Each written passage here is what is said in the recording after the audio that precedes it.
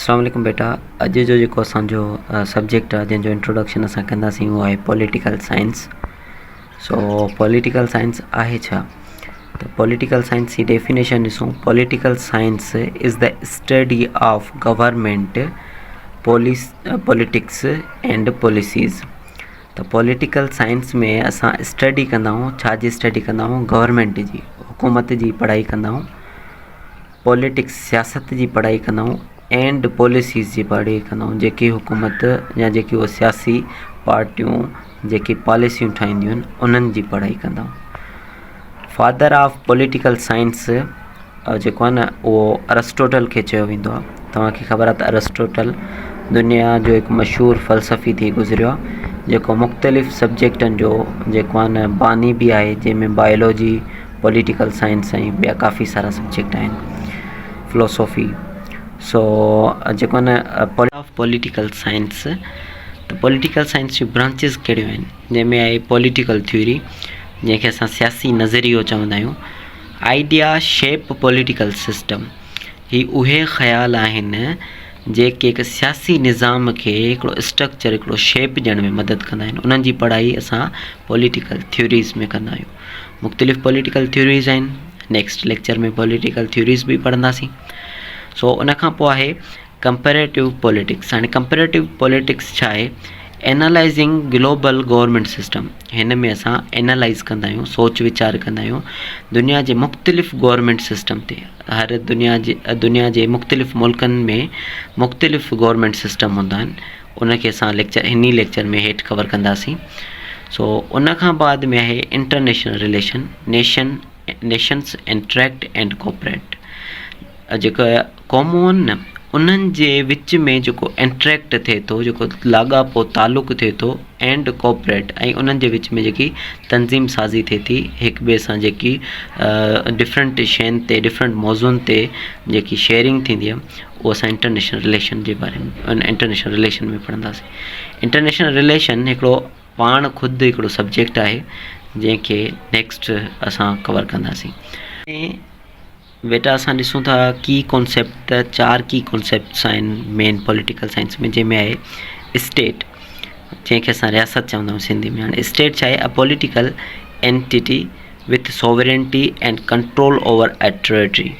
हाणे हिकु सियासी ख़ुदि मुख़्तियार निज़ाम जेको हिकु इलाइक़े ते कंट्रोल करे, हिकु इलाइक़े ते पंहिंजो कंट्रोल ॼमाए, उते कंट्रोल करे, उते उन जा फ़ैसिला हलनि, त उनखे असां स्टेट चवंदा आहियूं। गवर्नमेंट, जंहिंखे असां हुकूमत चवंदा आहियूं। System that exercise power and make decisions. हिकु अहिड़ो निज़ाम जिथे ताक़त खे एक्सरसाइज़, पावर खे एक्सरसाइज़ कयो वञे, पावर खे इस्तेमालु कयो वञे, एंड मेक डिसीजन्स, ऐं डिसीजन्स जेके फ़ैसिला वरिता वञनि उन मुल्क जे बारे में, उहो आहे गवर्नमेंट। उन खां पोइ आहे पॉलिटिक्स। हाणे पॉलिटिक्स छा आहे? जंहिंखे असां सियासत चवंदा आहियूं। The process of making decisions. हिकिड़ो प्रोसेस आहे, हिकिड़ो सिस्टम आहे जंहिंमें छा थींदो आहे? डिसीजन मेकिंग थींदी आहे, फ़ैसिला वरिता वेंदा आहिनि। एंड एलोकेटिंग रिसोर्सिस, ऐं मुल्क जा जेके वसीला हूंदा आहिनि, रिसोर्सिस हूंदा आहिनि, उनखे मुल्क जे फ़ाइदे जे लाइ इस्तेमालु कयो वेंदो आहे। सो उहो पॉलिटिक्स में थींदो आहे। उन खां बाद में चौथे नंबर ते असां वटि आहे पावर, ताक़त। द एबिलिटी टू इन्फ्लुएंस और कंट्रोल अदर्स। हिकु सघ, हिकु ताक़त जंहिंमें ॿिए कंहिंखे कंट्रोल कयो वञे, जंहिंमें ॿिए कंहिंखे कंट्रोल कयो वञे, त उनखे असां पावर चवंदा आहियूं। इहे आहिनि 4 की कॉन्सेप्ट्स पॉलिटिकल साइंस जा। उन खां बाद में हाणे असां ॾिसूं था political system, types of political system. हाणे हूअं त 10 खां वधीक पॉलिटिकल सिस्टम आहिनि सॼी दुनिया में, मुख़्तलिफ़ मुल्कनि में, पर अॼु असां 4 मेन पॉलिटिकल सिस्टम्स ॾिसंदासीं। जंहिंमें आहे डेमोक्रेसी, जंहिंखे सिंधी में असां जमहूरियत चवंदा आहियूं। डेमोक्रेसी में छा थींदो आहे? Power to the people of the country. इन में 100% जेको हक़ु हूंदो आहे हुकुमरान चूंडण जो, मुल्क जो हेड, रियासत जो हेड चूंडण जो, उहो अवाम खे हूंदो आहे। उहो हक़ु उहो कीअं इस्तेमालु कंदा आहिनि? उहो वोट ॾेई इलेक्शन में उहो हक़ु इस्तेमालु कंदा आहिनि। हाणे डेमोक्रेटिक कंट्रीज़ कहिड़ा आहिनि? जंहिंमें आहे USA, United state of America, India, Australia ऐं पाकिस्तान इन खां अलावा बि ॿिया केतिरा ई मुल्क आहिनि जेको डेमोक्रेसी ते हलनि था, पर जस्ट असां एग्ज़ाम्पल लाइ 4 मिसाल खयासीं। उन खां बाद में आहे मोनार्की। मोनार्की जंहिंखे असां बादशाहत चवंदा आहियूं, पावर टू किंग और क्वीन। इन में मोनार्की में छा हूंदो आहे, बादशाहत में छा हूंदो आहे, पावर या किंग वटि हूंदो आहे या क्वीन वटि हूंदो आहे। पावर या त किंग वटि हूंदो या त क्वीन वटि हूंदो, या त बादशाह वटि हूंदो या त राणी वटि हूंदो। उहो कहिड़ा मुल्क आहिनि जंहिंमें पावर जेको आहे मोनार्की सिस्टम आहे, त उहो आहे Saudi Arabia, UK and Brunei.